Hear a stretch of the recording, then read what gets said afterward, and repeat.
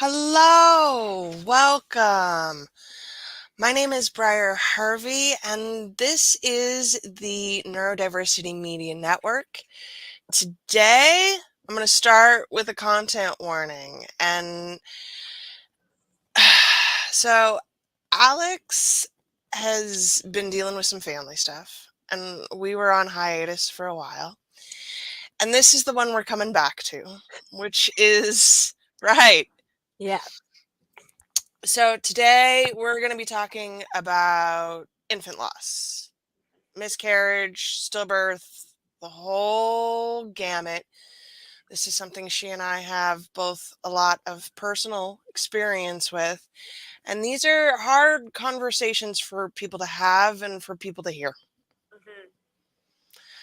Loss is something we do not talk enough about, especially when more than half of women will experience some kind of infant loss in her lifetime. And that number is staggering to me. Staggering. So, since it's been a bit, Alex, gently, what is your relationship to this subject? Gently, yeah. It's one thing that I have to tread lightly with even when I feel healed. I was telling a friend recently, it's like being mindful that you have scabs and that somebody might pick it off. Right? So my relationship to this is not only am I a doula in the past, I no longer attend births, but I support women through all of this. I have also held space for passing as a death doula and as just a human, as a human for someone who needed a human. And for myself, I've experienced it more times than anybody really should. And so I feel it's really important we talk about it. We talk about it so that people understand that they're not fearful of having a voice to something that they've been through. So often we hear like the trauma we go through, we don't want to talk about it. We don't want to open it back up. We don't want to. So today I'm trying to hold space for people to understand not only that they're not alone, because the numbers are staggering, that it's okay to feel and grieve whatever way you want. I'm going to talk about a little bit how I have handled it and what I do for my own processes, and also ones that I've witnessed with others that I'm allowed to share. So today, those are going to be kind of, and we're going to talk with Briar, who has experience with this. You know too. Yeah, my batting average is 3 for 7, y'all. So, Yeah, and like I am documented. We'll do that because they always say that 6 miscarriages to 2 Earthside. So yeah, my average is not very good either.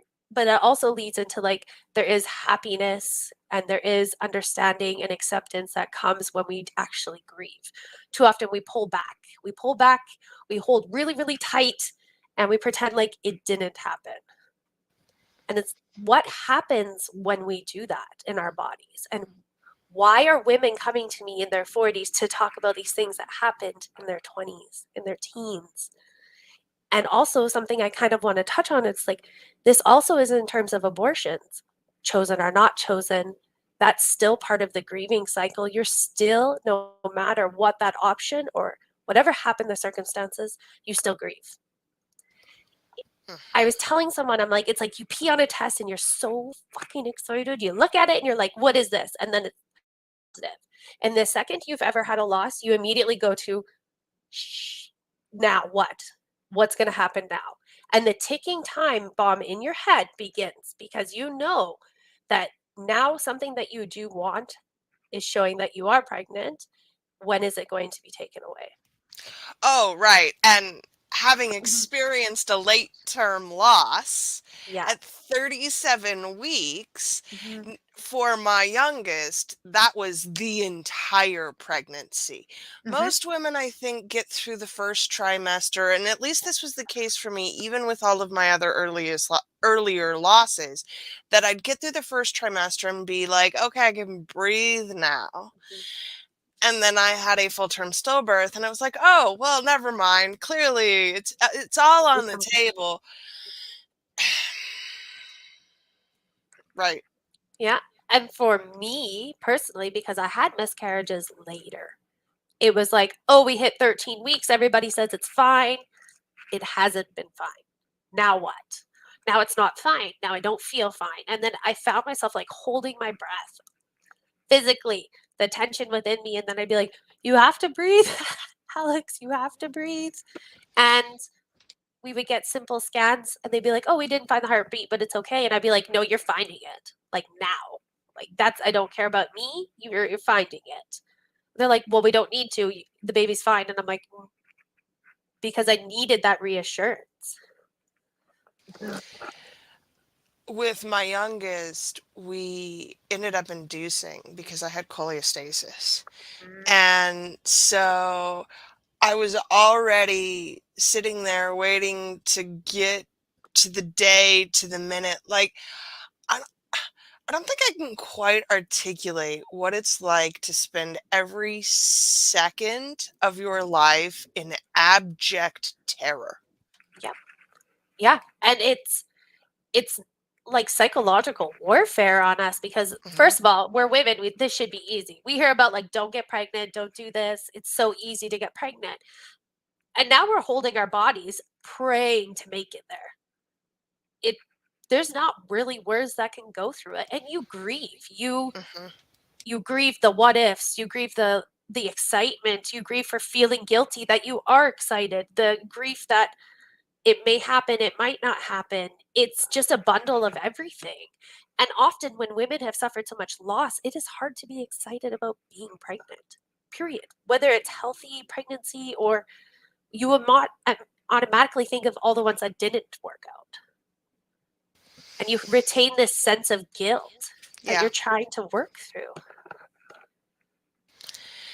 And I think there's so much pressure societally to be okay and to get over it that even if you want to grieve properly, Mhm. you are not allowed to do so.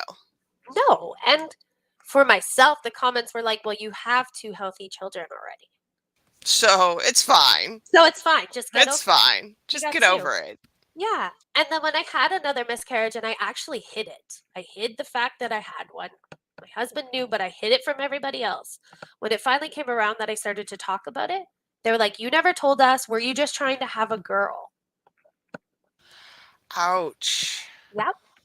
Wow. Yeah.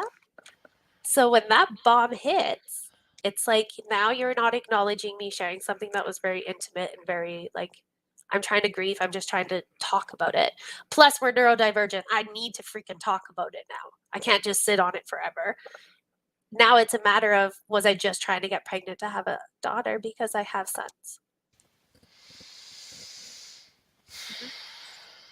We had a match set. So the fact that I was trying for another child at that point in time was already an issue.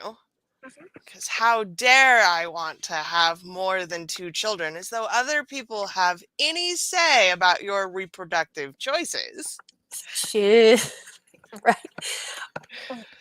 Well, and like terminology wise with doctors here in Canada, it's like when I had my hysterectomy, they specifically asked me, what if one of your children died?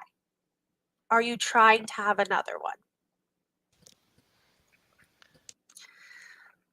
I was I was blown away. I was shocked.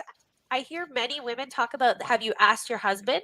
My Oh OB yeah, was in like, the states here, that's and in many states, that's actually mandated. mhm, Like that you can't even choose to sterilize because you might be a hysterical woman who will change her mind later.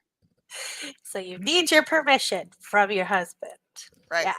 Here, like I hear some people struggling with that. We don't have a I do know what happens to me. That's not been it. They've always like, if you lost a child, wouldn't you want to try again? And I'm like, blown away. I'm like, if you've read my medical history, I've been trying, my friend, for a very long time.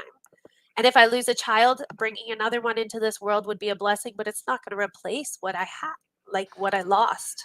Right, the calculatedness of that kind of statement. If you lose one, you can always have another. Mm.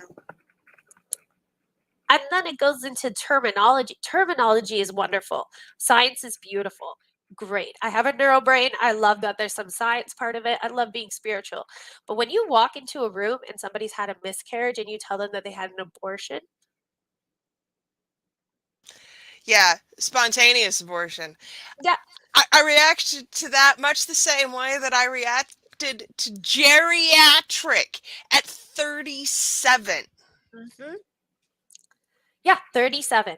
How are we, how is that even calculated? That doesn't make any sense that that's considered the time frame when so many beautiful women are having babies in their 40s, in their 50s.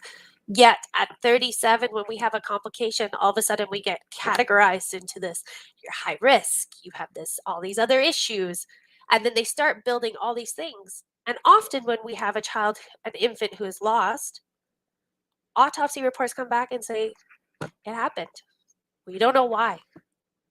Yet you are geriatric Oh, and you are high you are risk. lucky to have gotten autopsies. Mhm. That is something that, despite knowing the cause, we Yep. would have had to have, plus American healthcare, paid for ourselves. Yeah. And that's why. Like, why are we doing this? Why wouldn't we want to help people have closure, have some answers, have some healing? Because if you're doing these autopsies, then you're learning like there may be genetic things that have happened that you didn't see before. Or, hey, we learned something in the name of science to help other mothers. Or, hey, be an actual human, be a human and honor that. Too often they want to just, it's just closed. That's it. Right. You're, it's that. And I think about this, it's the week of Mother's Day here in the States, and I think Canada. You Yeah. celebrate at the same time we do. Yes. And the number of women who will be grieving this weekend while they are expected to put a pretty face on it and participate in brunches and pictures Yep. and fanfare is going to be high. I, I my mom passed 20 years ago. It's been a Yeah. long time since my mom was around. And Mother's Day, it's just such a loaded day for me. Typically what my husband does is takes the children and leaves me the house and then cooks me a really nice steak for dinner. Yep. That's what I value for that day of peace and grief and loss, because Yep. it's not a celebration of me as mom. It might be a little for my kids, but it certainly Mhm. doesn't feel that way for me. And truly, we were so cruelly neglectful Mhm. to women and mothers in particular in the ways that we make them put a silver lining on everything. Oh, for sure. And you know what? I'm walking into this week with tons of grief. Not only do I grieve like the children I don't have, and I actually wrote on Instagram the other day about how I get pissed off about folding laundry, and then I'm immediately sad of the laundry I don't get to fold and the socks I don't get to see. And I also lost my mother in law this month too. Oh, I'm And sorry. so not like this month, but her death date's this month. Sorry. Yeah, thank you. And it's really hard because she was such a pillar in our teenage years. Me and my partner have been together a very, very long time. That Mother's Day always feels crappy because it's so close to her death date. It's she should be here. I don't feel like celebrating it. So for us, it's very much the same. Sometimes he'll just let me sleep in, take the kids, and I get a meal. And honestly, I go really slow that day. I can feel myself beginning to shut down, and I acknowledge that. And I just really move in that moment very slow. And I allow myself because I don't want to go and get photos done. I don't want to be paraded around like a prize woman who blessed my partner with 3 boys. I don't, all these things that our society concocts and makes up for mothers, that's not what we actually need. Most of us actually just need the space to unmask, take off our armor, and spend that day just being like nothing. If that's what it needs to be, then that's what we need to be. But it's never been a day that I feel excited to celebrate. And when Truly, we do, not even before even my first one, because I distinctly remember my first Mother's Day 21 years ago now. I had this tiny little creature. My trying to remember. Had my mom died already? Yeah, she'd already died. And so I was dealing with this grief and loss and still having to go to my mother-in-law's house yeah, with a small child. Like, none of this is ideal. And we really don't prioritize mothers, even on their own day. yeah, yeah. It's It's wild. about it's about other people. It's about how can we make ourselves look good or good, normal, okay for other people. And the amount of time and patience and energy and healing it takes to just pure friggin' normal for one day. I don't think people grasp that. If we want to talk about spoons, I'm empty. I'm like depleted beyond empty. And then we talk about relationships with mothers, relationships with whether it's good or bad. It's like then you're compelled to tell your mother that you love them that day, or you lost your mother, so you don't Oh, want right. That's a to. whole nother layer of God. Do you have a good relationship with your mother? Do you have a good relationship with your surviving children? Like, Yeah, so many layers and so many expectations. yeah, And the loss piece of this is just so overwhelming or overwhelmingly quiet yeah, in this conversation, right? yeah. And like the thing is when people work with me, I'm roaring this. I'm like, what can we take off your table? What expectations can we kick it to the side? What do you actually need to be okay? Like if I asked you right now and then, what do you want and what do you need? Some of my friends or clients that I've worked with, it's literally sitting in the kitchen with them. We're not doing dishes. We're not even talking. We're just drinking coffee and sitting there. It's the presence of understanding they don't need to show up as anybody else. Yeah, I truly just the space to exist for a while. And I remember distinctly because I was already working as a coach when my son died. And I remember saying to some coaching friends of mine that I intended to grieve deliberately, Mhm. which was a wildly applauded sentiment. And I don't think even I really understood what that meant. But being allowed to wallow was really important. And I Yeah. did not get nearly enough of that time. And if I'm completely honest, I did not grieve properly. Not 1 second. Until I had a hysterectomy and my whole pregnancy season, everything was done, I did not grieve. I just put my mask on, kept doing the things, kept talking to people, kept working, kept burning myself the hell out, and then expected to show up and be loving and affectionate and want to engage, want to create a baby. With what energy? With what sacredness? Because when I want to be intimate, especially for something like that, shouldn't it be fun? Shouldn't it be understanding? Not just like, okay, let's get it done. We should try and have a baby because that's what we should do. And that's what it turns into. Oh yeah, and the postpartum expectations. So after my stillbirth, Mhm. the thing about stillbirths, and there are a lot they don't tell you about stillbirths. Let me count the ways, the things that I wished that I had known. No, yeah, Here's one. Did you know that when you're pregnant, this tendon tightens up in your arm so that it can help support the extra weight of your belly? You know what straightens that tendon back out? Having a having a baby to baby. carry. It's Yeah, just a physiological thing that happens. Nobody told me. No one told me that I was going to walk around feeling like T-Rex for 6 months because my arms didn't straighten back straight. out until I went to physical therapy afterwards. Yeah. And they probably did not tell you that any medication or anything that you did also caused that to be stronger and more painful. And that's where we hold it. They don't talk about that.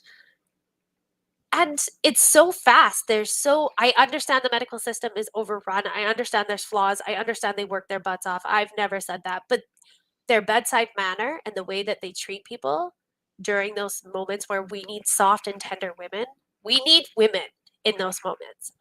We need other women who have been through it, who will hold the space, who will not tell you to like, okay, go have a shower, get over it. We need that community. We need people who understand. And when I say women, it's like those people who Mhm. have been there, right? We need that because nobody else, no doctor who has never been through it will ever understand.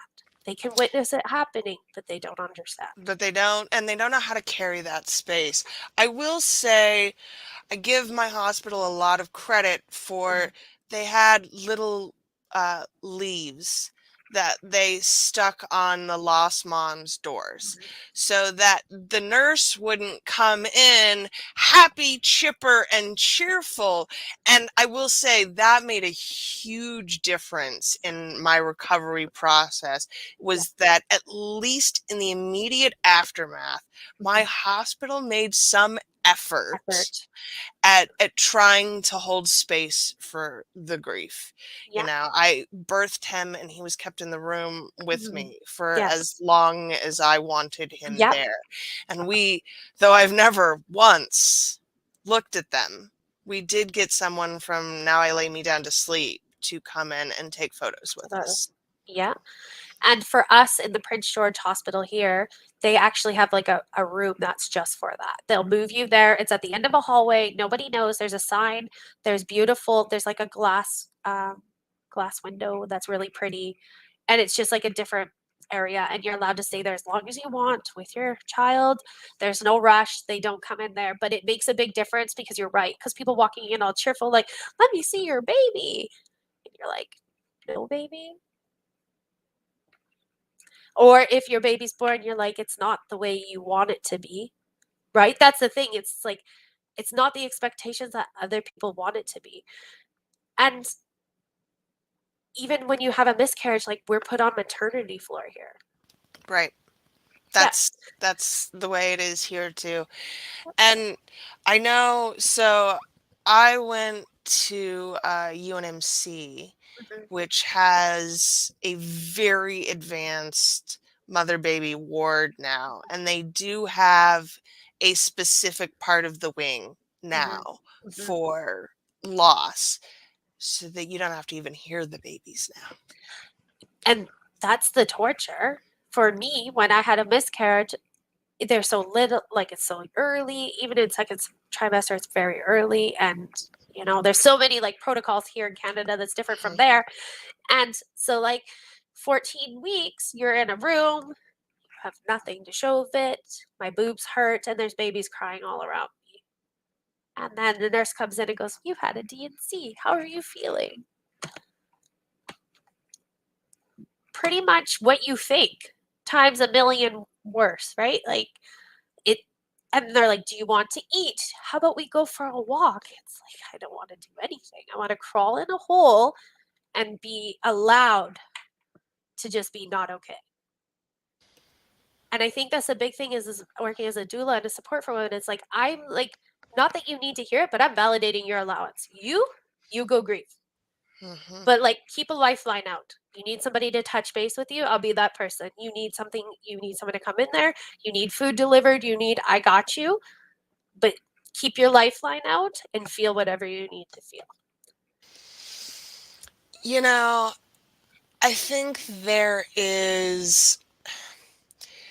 I remember after Al died, I did a lot of research in the grieving traditions Mm-hmm. of other cultures, right? Obviously, Dia de Muerto, there is a specific day for the Yeah, babies. In Japanese cemeteries, they have a communal area where you can go and grieve the lost young ones. yeah, It's beautifully maintained, and there are so many other cultures with actual allowances and measures for grief. And I don't know what it is about North America, but we have really, really let this go. mm-hmm. And the harm that this causes is immense. Yeah. And I don't understand why we've come so far from it. We celebrate birth, we celebrate birthdays, we celebrate new beginnings, we are trying to honor when people pass. Yet, when we lose a child or we have a miscarriage, the common things that I hear, which is not okay, and what I'm about to say is not okay, but is, yeah, lots of us had it. Lots You of can us go through it. always have another. Yep, you can have another one. Or are you guys going to try next month because your hormones are up? That's a good chance that you'll get pregnant again. I think the one that made me most angry, and I mean passionately, like Okay, flames up the baby. side of my face angry, was this is God's plan. Okay, so mine is God wouldn't give you what you can't handle. Oh, that one is equally devastating, right? Like somehow I deserved this then? Mm. Thanks. Tell me how you really feel about me. Yeah. And how can we say that to somebody? How can we pass that on? How can we say, like, I would never, ever. I make comments when my son's being crazy, and I'm like, oh, God couldn't give me what I can't handle because he's being wild and funny and whatever. But I would never think that, like, sexual abuse, children loss, any kind of loss, physical trauma is because of something that you have chosen. Like, you're like, I'm going to get up today and choose this. This is great. It's really fascinating to me the ways in which this particular sort of victim blaming is embedded into so many facets of our culture. Because you get this obviously with Christians, for Mhm. example, but you're gonna get it from the law of attraction folk on the other side too, right? Because you called that shit in. I I wonder why we have decided that this type of loss or any loss must be must be something that you carry personally and that you cannot distribute that out to the collective.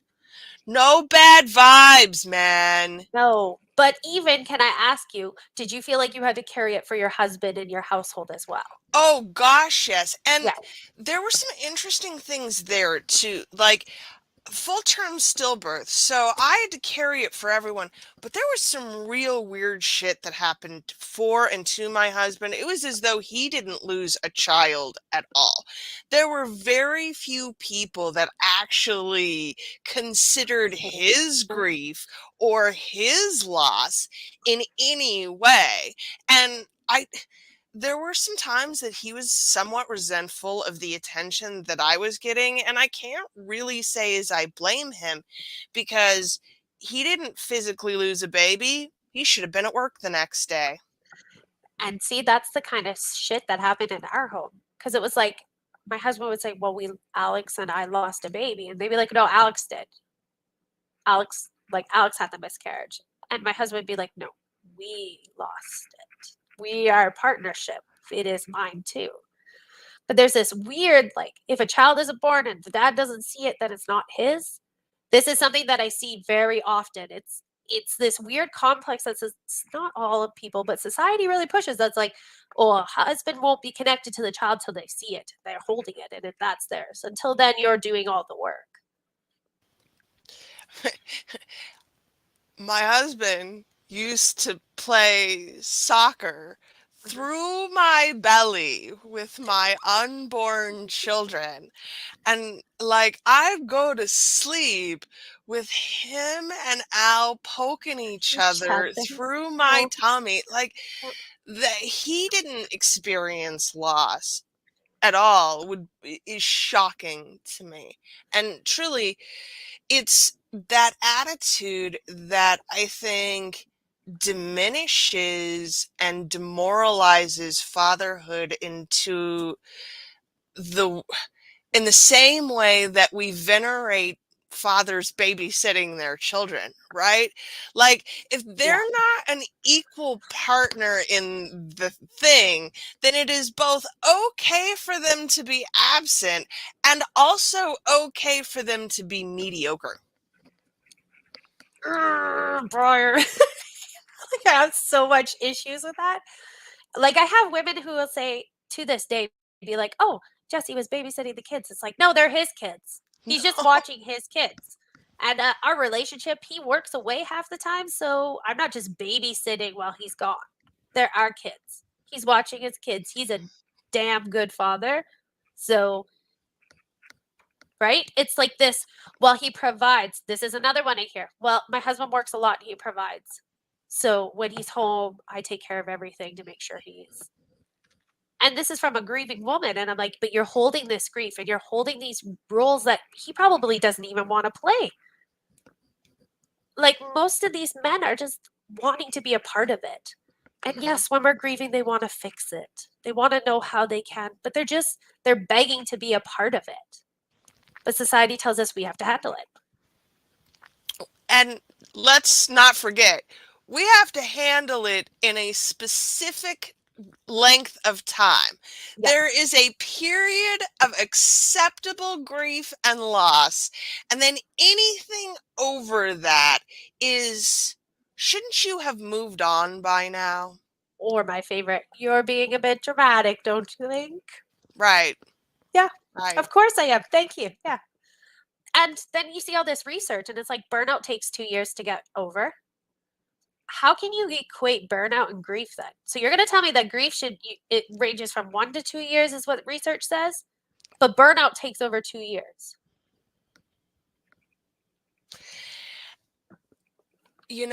And we we really do not talk about the physical toll of grief, Yeah. right?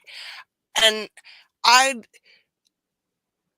I'd experienced this physical loss and my body wasn't working, but my heart was also broken.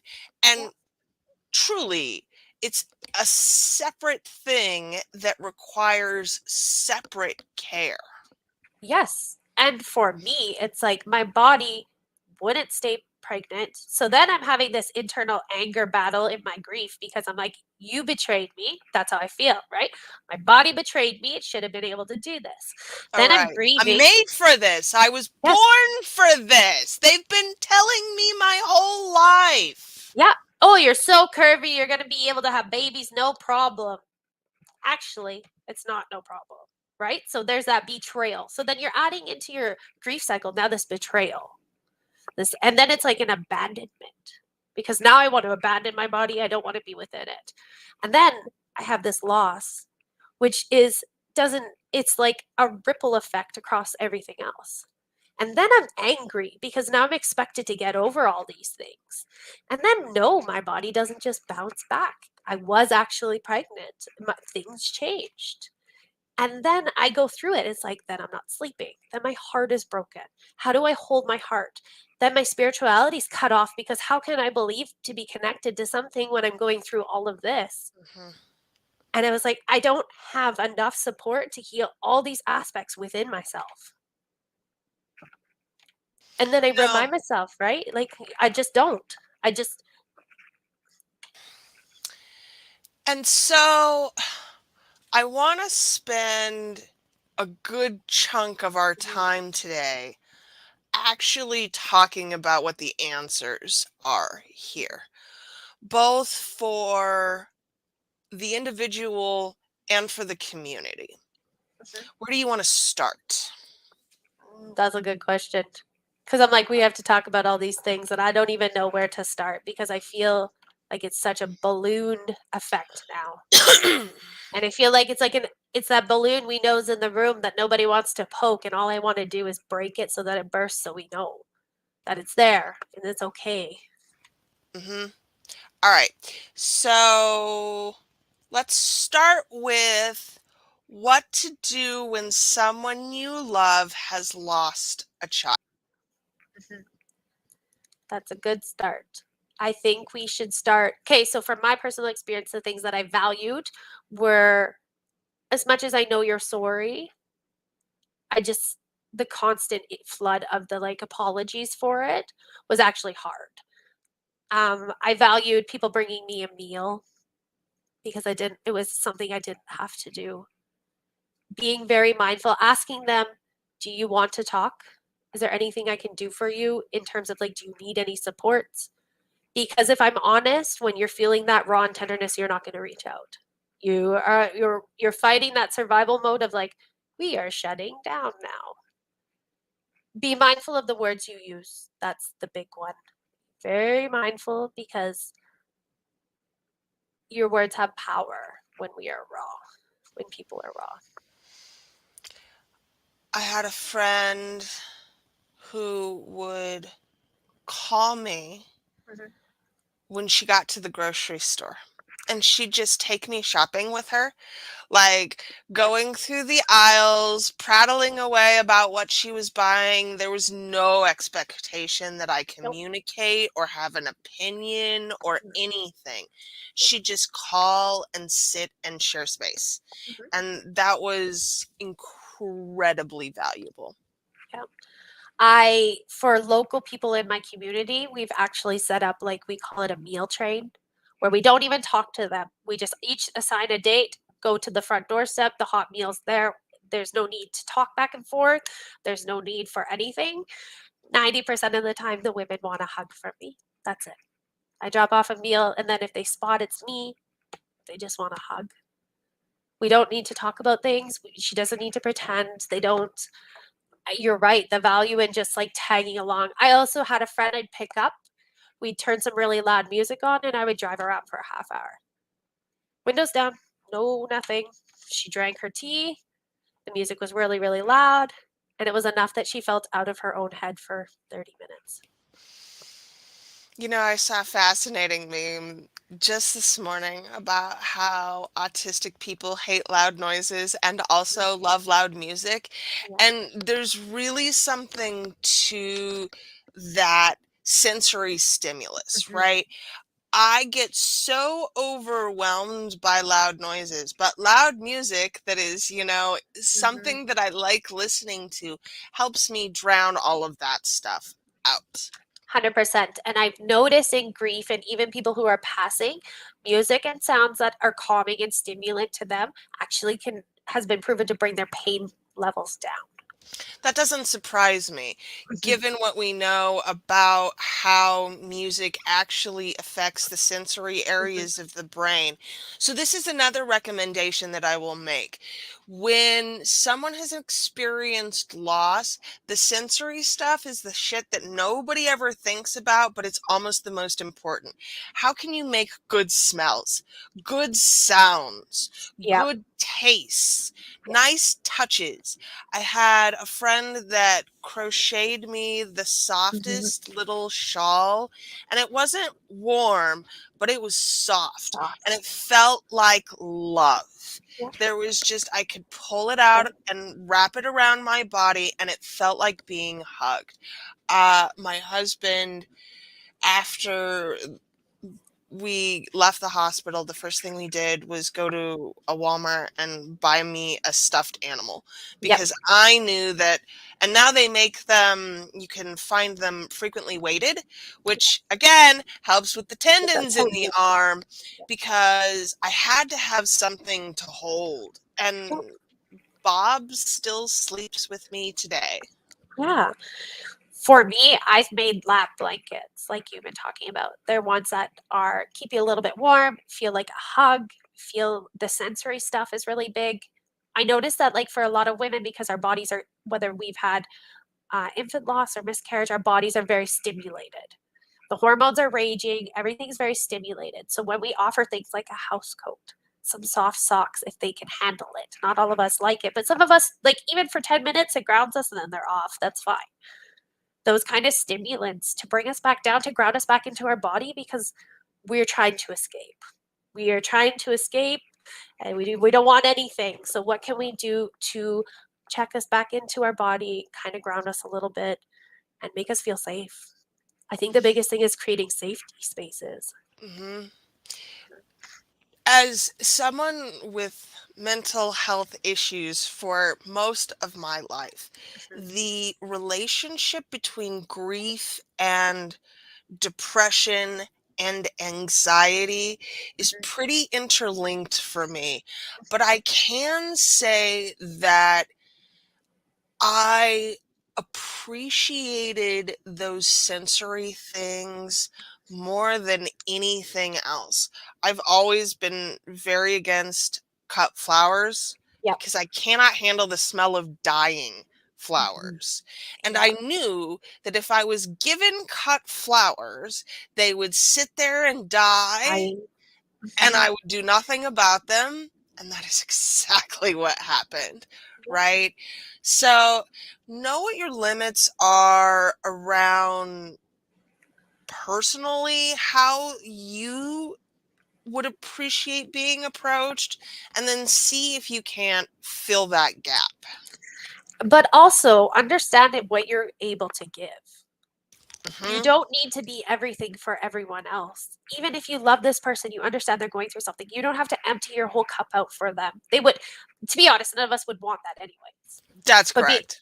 being like, am I able to sit in their sadness without judgment?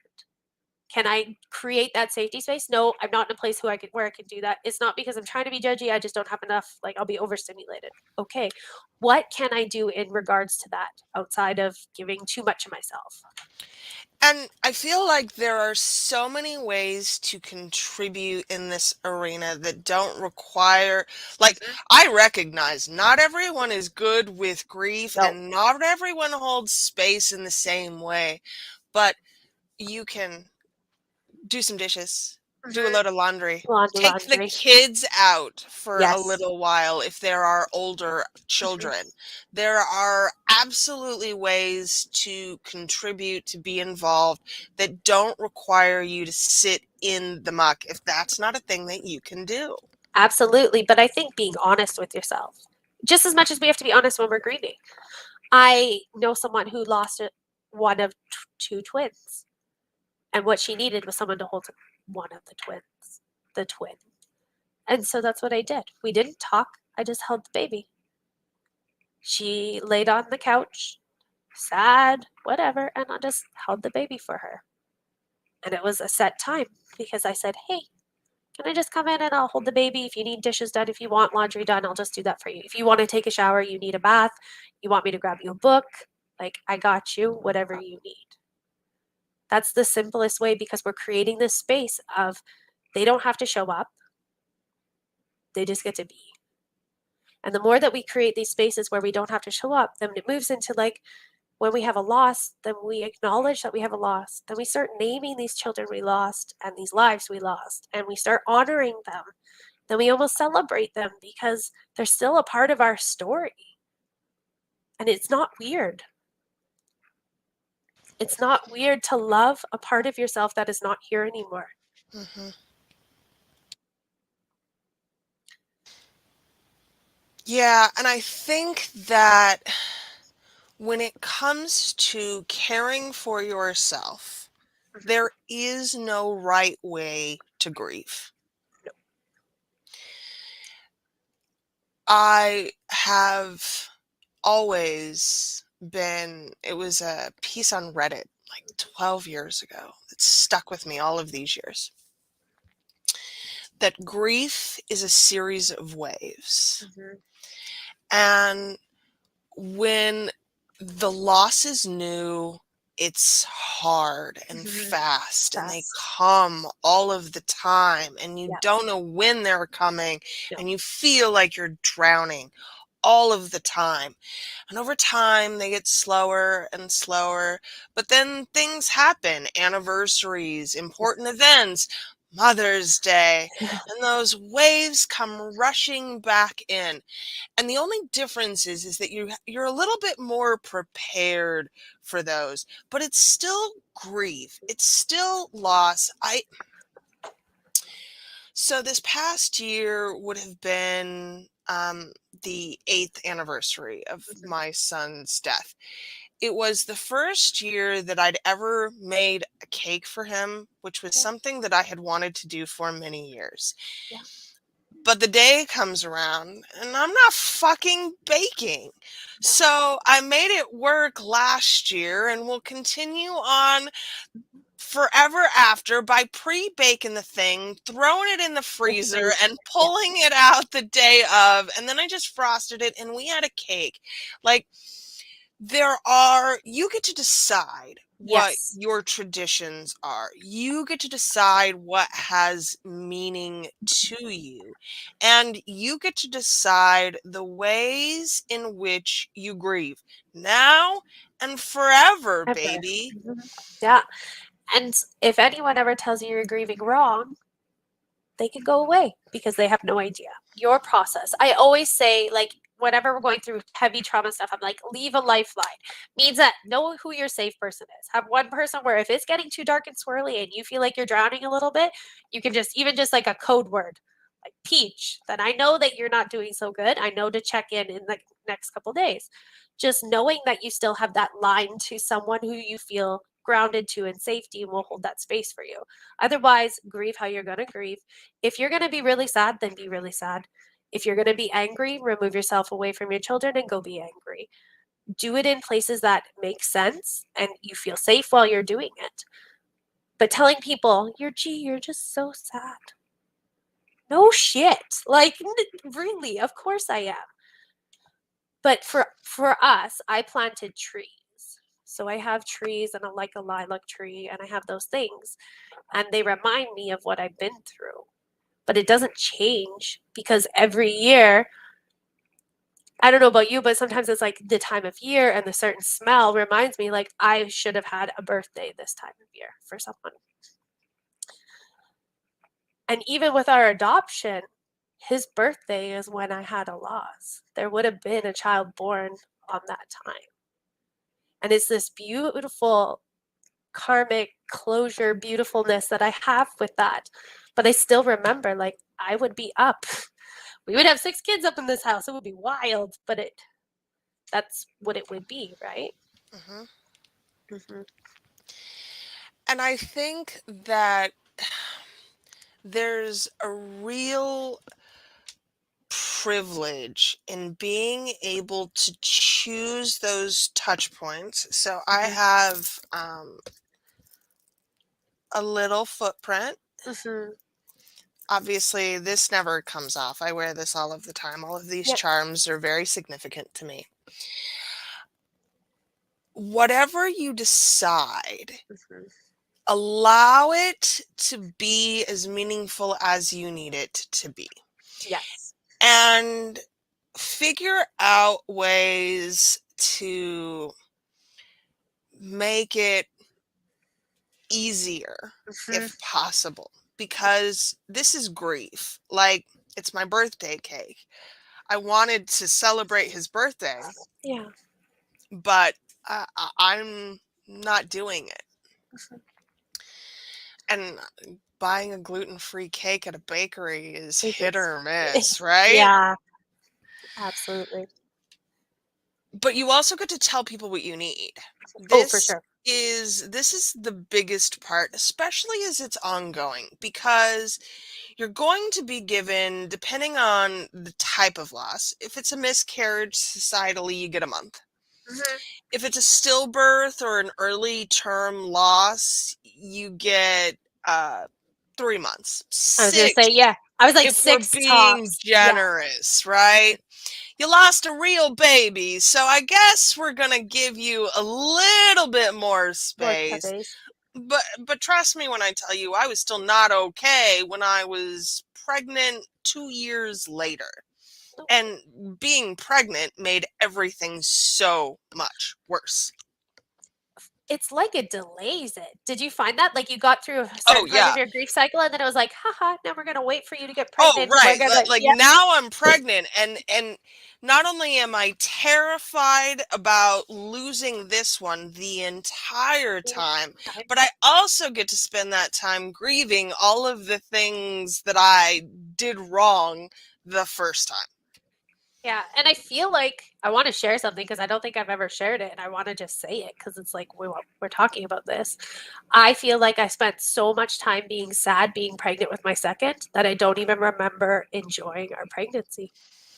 I don't even Oh, I remember. didn't. And I have real regrets about that now. I didn't get any maternity Mm-mm. photos. Like I have almost no photos of me with that pregnancy Same. because and he's 6 years old, y'all. Yeah, It's not like I didn't have a digital camera in my phone at that yeah, point in time.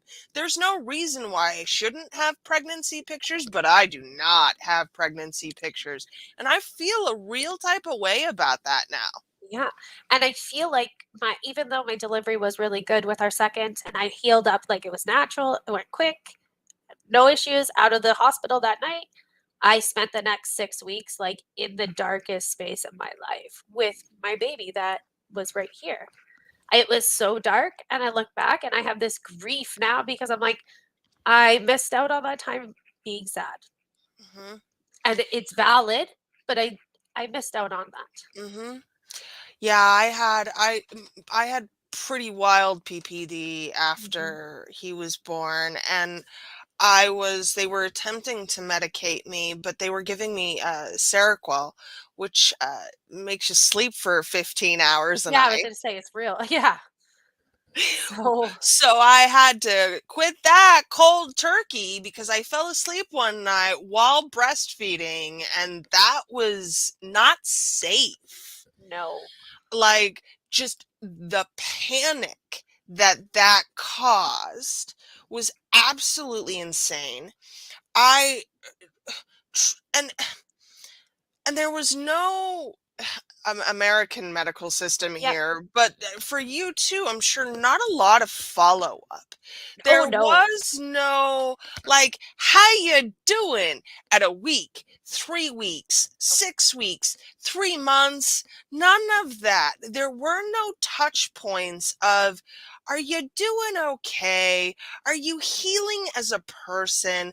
We know not only do you have this small child, but there's also this huge grief about the ones that didn't make it.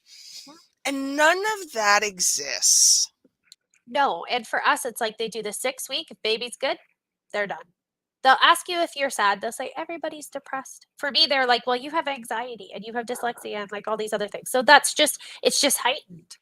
I was like sleeping beside my baby every night, watching him, not sleeping, making sure he's breathing because I have this huge grief, making sure my baby is okay and not like I didn't let people hold him. That Oh was like God, I was uh, like, that boy did not touch the ground for a no, year and a half. That and truly, even my husband had to pry him out of my arms. me Right, too. like Yep. there was there was a lot of feeling about, well, now I have this one, and he was, because we induced early Yeah. Yeah. because of my cholestasis, he was a little over 5 pounds when he Just a was little born. cute. Like, I thought I was going to damage him. He was so tiny. It was just as terrifying in totally different ways. And there Yeah. was no care or feeling for me at all, or anyone who really said, "Hey, you doing okay?" Like, nothing. No. And for me, like like I had an ergo, I baby wore this boy till he was like 3. He's fine. Like he's fully capable, but I was like, mm-mm. Nobody's No, touching him. nobody's Nobody. touching him, taking him No, is mine. exactly. And that anxiety is not healthy, y'all. Let's be very No. clear Yeah, about that. that We're not advocating this. no, What we're saying is that that is pretty typical, perfectly, to be perfectly honest about it. And the fact that no one ever really said anything, no. and not even other mothers who had been through loss, that like, this is not a conversation we are having. No. And what I need to what I want society to realize is we need to flip the script. People who are super depressed, people who are super grieving are actually most of the time are not going to reach out. They're surviving. They have spoons to survive. That's what they're doing. So, how can we reach out in a way that's not like intrusive, that's not, but still letting them know, hey, you're here? Because if you're struggling with any of this stuff, yes, you should seek support. Yes, there's some beautiful counselors out there and mentors and womanhood and doulas. And we do all offer postpartum support. We just don't talk, it's not talked about. It's not talked Truly. about enough. We need to be giving people lifelines. I will use this word till the we need to give them a lifeline. No, I'm not coddling you. No, I'm not trying to change things, but I'm letting you know that like if you need to be pulled back, I'm here for you for that. And it's I wish people would have said to me, Alex, you look like you haven't slept in 3 days. Can I hold your child for you? Because I know that you're stressing out and that doesn't seem healthy. No, it took 6 years later where I was like, whoo, child, I had some bad postpartum. Nobody said a thing. You know, I think the more we have these conversations, the easier they become to disseminate to other people. And I am optimistic that as we go forward, we will be able to enact some of the changes that are required. But Yeah, y'all, this starts with your village. yeah, 100%. You have to be the change you wish to see in the world on this one in particular. Mhm. No one is supporting new mothers because they've had a baby. So that's Yeah. all that we care about. Or they have a family who's going to take care of them. And the Mhm. reality is our generation of people don't have that. We don't have the aunt who would show up, the mom. We don't have those relationships. So how can we build this community within each other? How can you stand in auntie and fold a thing of laundry so she doesn't have to look at it? How do we take the biggest other thing I wanted to say is like how do we remove like this validation stuff where it's like, well, my grief is not as bad as her grief because I lost it at this and Oh, wow. That's a whole fucking thing. yeah. I distinctly remember in loss groups Mhm. that s- mothers who had had an early term loss Mm, from something like SIDS yes. would say things like, well, at least I got to hold my baby, because I Yeah. sure didn't. As though, but it was a weird competitive vibe, because that's all we know how to do is compete with each other over perceived slights, perceived loss. Yeah. Or to just like project. So we're like, oh Mhm. no, it's okay. You're allowed to be sad. I can't. Right. I've only had miscarriages and I've only had this, but you have a bigger loss, so let's focus on you. And it's almost condescending because it's like, Mhm. what? The competitive, the my trauma trumps your trauma, so my trauma's better than yeah. The trauma Olympics, Yeah, yes. no, It's we're not a not here game for I'm that. interested in playing. No, you've had a loss, you've had a loss. And here I just want to be very clear. When we talk about loss, I'm talking about if you can't have children, if you every month stare at a negative test, My love, your loss is valid. If you have had ectopic, if you've had miscarriages, you've had stillborn, you've had infant loss because of SIDS and other things, if you have lost a child, period, it does not matter. You have loss.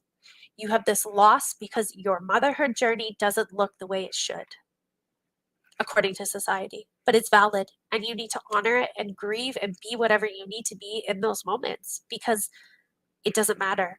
A loss is a loss. And so the more that we focus on that, the more we take away the other things. We look at it as a loss is a loss, and we're honoring people. We're building community. We're sharing to love and hold each other, not to judge, not to put expectations or fill other people's expectations and priorities. Like, you got to get this, you got to act a certain way. We're not doing that anymore. It's off the table. Your loss is a loss. And whatever you need to grieve and however you need to do that is the way that you need to do it. But you need to put a lifeline out and have supports in place. Y'all, if you need help asking for help, I have a whole show about that. If you need local support, find Alex. Sorry if you're not local to Alex.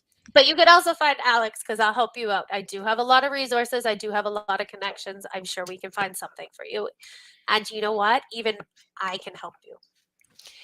And finally, if you have questions about building your local community, please do let us know. We are here to support you in this endeavor. It matters. And we hope that you can find what you need. But also, whatever that is okay. Whatever you need is okay. Thank you all so much for being here, for watching. Alex, this was amazing. We will be back one more time in 2 weeks for menopause. Yes. All of the cycle of womanhood. It's delightful. It is Thank good. y'all. Thanks.